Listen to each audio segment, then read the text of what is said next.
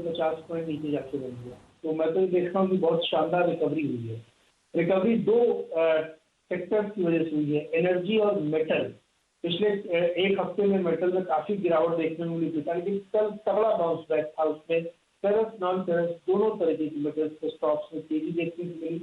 कच्चे तेल में तेजी हुई है, एनर्जी स्टॉक्स में रैली आई, तो आपको ऊपरी स्तर में जो बढ़त देखने को मिली वो एक बड़ा कारण उसका ये था। बावजूद इसके कि बॉन्ड यील्ड 1.65 पे खड़ी है, क्रूड भारत के लिए 70 पे खड़ा है, लेकिन ये तेजी बढ़ती हुई दिखती। जापान में जो आप 550 पॉइंट की तेजी देख रहे हैं, उसके लिए एक बड़ी वजह ये है कि वहाँ पे जून डिलीवरी की कीमतें बढ़ा दी गई 18%, और साथ में थोड़ी देर में जीडीपी का आंकड़ा भी आपको सामने आएगा, पता लगे कैसी ग्रोथ उनकी हुई। तो चारों तरफ अच्छी खबरों का बड़ा सिलसिला चल रहा है, इसलिए बढ़िया तेजी वहाँ पे देखने को मिली है। और ब्रिटेन में अनलॉक पूरा कर दिया गया है कल से, तो वहाँ पे उसकी वजह से भी अच्छी तेजी यूरोपियन मार्केट में खासतौर पर। और एक और बड़ी खबर है, स्टील को लेकर के यूरोप और अमेरिका के बीच में जो ट्रेड टैरिफ का झगड़ा चल रहा था वो सॉल्व हो गया।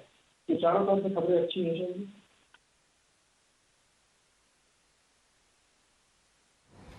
चलिए, आपके पास मोमेंटम है, बुल्स मजबूती से बाजार को देख रहे हैं और यहाँ पर बहुत सारी ऐसी चीज़ें हैं जो आपको एक साथ होकर बढ़िया ट्रेड्स देती हुई दिखेंगी लॉन्ग साइड पर। कल हमने बहुत शानदार रैली देखी निफ्टी में खासकर, और बैंक निफ्टी ने तो तहलका मचाया, लगभग 1290 अंक ऊपर बंद हुआ। निफ्टी में आपने 250 अंक की तेज़ी देखी। तो ये मोमेंटम मंगलवार के दिन आपको कंटिन्यू होता हुआ दिख सकता है। इन दोनों इंडिसेस पर बहुत दिनों बाद आप देखिए रुझान आता हुआ दिखेगा बढ़िया मोमेंटम का लॉन्ग साइड पर। कोरोना के जो केस आपको घटते हुए दिख रहे हैं, उससे सेंटिमेंट को बहुत मदद मिलेगी। अनेक सेक्टर्स आपके साथ जुड़ते हुए दिखेंगे, जो ओपनिंग अप ट्रेड आपके सामने बाजार में खिलता हुआ दिख रहा है। अगर आप नीरज जी की और आशीष जी की टीम देखें, वहाँ पे उन्होंने कई खिलाड़ी उतारे हैं सीधा सौदा में, जो आपको रिएक्ट करते हुए दिखेंगे पॉजिटिवली, क्योंकि कोरोना के संक्रमण आपको दो मेन शहरों में, दिल्ली और मुंबई, बहुत गिरते हुए दिखेंगे। और अब रिकवरी रेट जो है वो बढ़ रहा है नए संक्रमण के ऊपर। तो ये बहुत एक अहम डेवलपमेंट है। चौथी तिमाही में आपने मिड कैप्स के जो नतीजे देखे हैं वो दिल खुश करने वाले हैं। नीरज जी की टीम में आप पाएंगे GNFC, आप ग्लैंड फार्मा, MRPL, इन तीनों ने बहुत बढ़िया नतीजे पेश किए हैं। और मैं उम्मीद करता हूँ जितने भी बढ़िया मिड कैप्स जहाँ पर फंडामेंटली स्ट्रॉन्ग रीज़न हैं इन्वेस्टमेंट के, वो आपको बढ़िया तरीके से काम करते हुए दिखेंगे। वैसे भी हम आपको कई काउंटर्स बताते हैं जहाँ पर नतीजों से पहले आपको पोजीशनिंग होती हुई दिखती है, तो उन सेक्टर्स पर भी आपको ध्यान देना है। ओरिएंट सीमेंट, वहाँ पर भी आपने बढ़िया नतीजे आते हुए देखे, और इस स्टॉक की चर्चा हम लोग कई समय से करते हुए आते दिख रहे हैं। एक बहुत इंटरेस्टिंग बात कल के सत्र में हुई, खासकर 2 बजे के बाद कमाई के अड्डे में, कि मेटल शेयर्स की तेज़ी आपको वापस आती हुई दिखी। आज एक छोटी मेटल कंपनी जिंदल हिसार के नतीजे हैं, वहाँ से आपको सेंटिमेंट और मजबूत होता हुआ दिखेगा। फ्रंटलाइन मेटल काउंटर्स जैसे Tata steel, JSW steel, Jindal steel and power, खासकर स्टील अथॉरिटी, यहाँ पर आप वापस मोमेंटम आते हुए देख सकते हैं। PSUs और PSU बैंक्स का जो क्षेत्र है, यहाँ पर डीप वैल्यू बाइंग चली रही है। ये सब ट्रेडिंग बेट्स हैं, ध्यान दीजिए, लेकिन यहाँ पर बढ़िया मोमेंटम आपको इसलिए आता हुआ दिख रहा है क्योंकि ये बीटन डाउन स्टॉक्स हैं, और जैसे ही चलते हैं तो 5-7% की तेज़ी आपको आती हुई दिखती है इंट्राडे। तो ये 2-3 सेक्टर्स हैं जहाँ पर मेरा रुझान है। एग्रीकेम स्पेस आपको चहकती हुई दिख रही है, बढ़िया तरीके से सॉफ्ट कमोडिटीज़ में आपको तेज़ी आती हुई दिख रही है। और नतीजे आप यूँ समझिए, आज आपके सामने जो नतीजे आते हुए दिखेंगे वो फ्रंटलाइन काउंटर्स में है Tata motors, Aarti industries, Canara bank, PI industries और टोरेंट फार्मा, ये FNO स्पेस में। और कैश, जैसा कि मैं आपको पहले बता ही रहा था, हम लोग ध्यान देंगे जिंदल हिसार पर, ब्रिगेड एंटरप्राइजेस जो रियल एस्टेट कंपनी है बेंगलोर बेस्ड, सेंचुरी इनका, यहाँ पर आपने एक बढ़िया मूव कल आते हुए देखा था, और गुजरात एल्कलीज जो आपको नीरज जी की टीम में जुड़ता हुआ दिखेगा। तो ये कुछ ऐसी चीज़ें हैं जहाँ पर मेरी नज़र है, लेकिन निफ्टी और बैंक निफ्टी में क्या करना है ये हमें बताते हुए दिखेंगे वीरेंद्र जी। कुमार साहब बताइए, निफ्टी में क्या रणनीति? 14,920 के ऊपर आपको ये इंडेक्स बंद होता हुआ दिखा सोमवार के दिन। बताइए मंगल को किस तरीके से आप ट्रैक कर रहे हैं इस इंडेक्स को? जी हाँ शैली, देखिए अब जो क्लस्टर खुल रहा है आपके स्क्रीन पे, एक तो है जिस निफ्टी करीब 15,100 दिखा रहा है, वो बहुत स्ट्रॉन्ग पॉसिबिलिटी है उसके आने की। अप्रोच क्या रखें, डेटा क्या कहता है और क्रक्स क्या है उसको समझते हैं। शैल जी देखिए, शैल जी हमारी अप्रोच ये थी बिल्कुल साफ। बीते हफ्ते भी मैं कह रहा था कि ये मार्केट डाउनसाइड नहीं दिखा रहा है। 14,590 जब तक वॉलेट ना हो, शॉर्ट ना करें, ना करें, ना करें। और बाय कल था, और स्पेशली एक बाय था शैल जी। इनफैक्ट जब 10:30 पे हम छोड़ रहे थे कि 800 के ऊपर टिक गया तो ये बाजार बहुत कुछ करेगा, और देखिए डे हाई पर बंद हुआ बाजार, और वो था शॉर्ट कवरिंग। लेकिन एक चीज़ है शैल जी जो थोड़ी सी बदली है, मैं बताना चाहूँगा यहाँ पे। पहले मैं इंस्टीट्यूशनल फिगर्स को समझाता हूँ।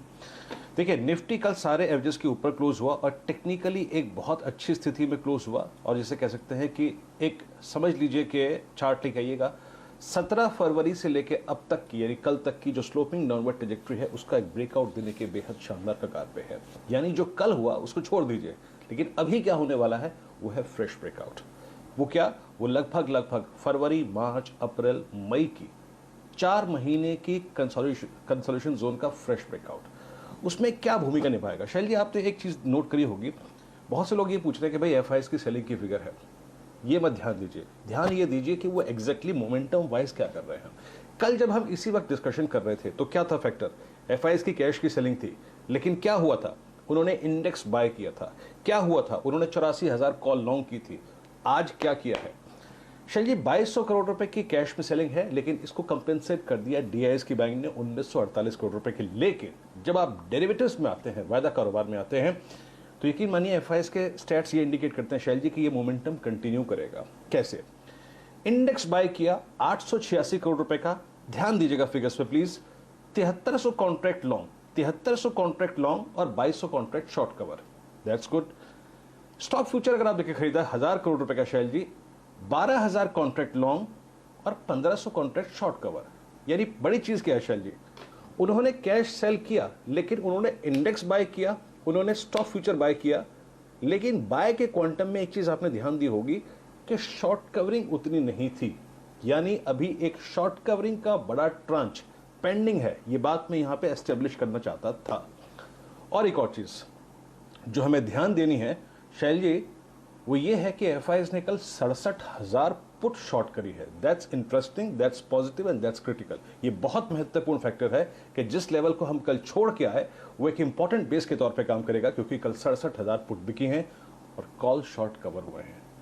अब आपकी स्क्रीन पर आप देखें, जहां पे सबसे बड़ा आउटस्टैंडिंग वाई खड़ा है वो है 15,000 की कॉल, लेकिन हम शायद उसके ऊपर खोलेंगे, तो आपके जहन में अब 15,200 प्रैक्टिकली होना चाहिए। लेकिन जब आप बाय करेंगे आज, और फ्लैट भी बाय कर सकते हैं, गैप अप को भी चेस कर सकते हैं, 15,100 की कॉल को फोकस कीजिएगा शैल जी।